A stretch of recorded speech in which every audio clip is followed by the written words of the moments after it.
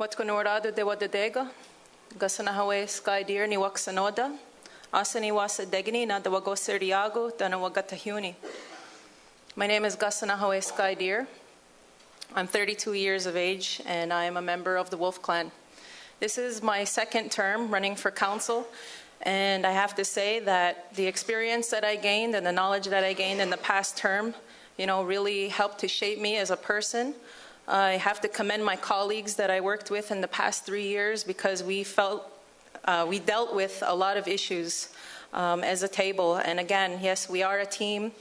And I have to say again, what Clinton was reiterating about the criticism we get as a council. It was mentioned about the 1979 mandate to return to traditional government. And if there was a traditional government in place right now, would you still criticize clan mothers, traditional chiefs in the way that people criticize us? I mean, we're here day after day trying to make the best decisions possible on behalf of our people, and it poses to be very difficult. I wake up every day, I feel like I have a good mind, good spirit, good heart. I'm really trying to regain my knowledge of Ganyageha and going back to the Longhouse and knowing our ceremonies and our traditions, because that's who we are as Ganyagehaga people. And if ever in the future we are to fulfill this mandate, I know there are things that are happening right now that are in line with that, such as the community decision-making process, which is one of the portfolios I'm on, and it's giving the voice back to the people. But what we see is a lot of complacency, and people will say, well, I elected you, go and make decisions on my behalf. But there are a good deal of people in the community that want to have that voice, that want to have direct democracy. So as we move, maybe away from this Indian Act system and become, more of the people that we want to see ourselves in the future, we need strong leaders, and we need people that are going to be able to speak and carry on those words, the good minds.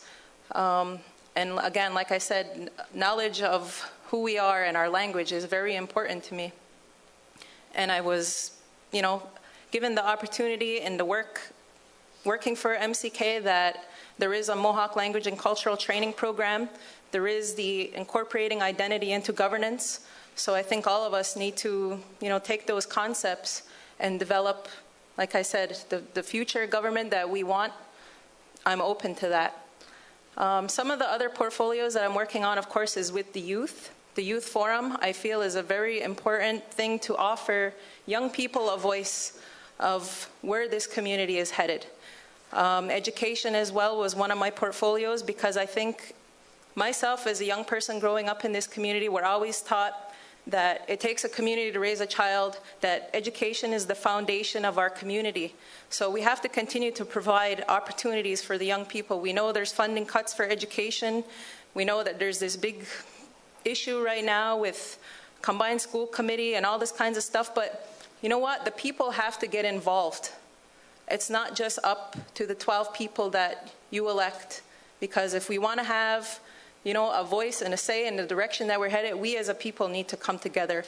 And what I want to see is, I know that the constitution of our education system, it hasn't been changed since 1996. There's some changes that need to be updated for today. I know Jessica had wrote some things about there's no representation for post-secondary students. It's so important for them to have a voice. Yeah, Nyankoa. So important for them to have a voice and to be able to participate, like I said, in where our community is headed. So with that, I thank everybody who put their vote next to my name for the last election. I came to work, I was accountable. I feel like I did the best job that I could to represent this community, and I hope that you will give me that same support for the next 3 years. Tony Awanage.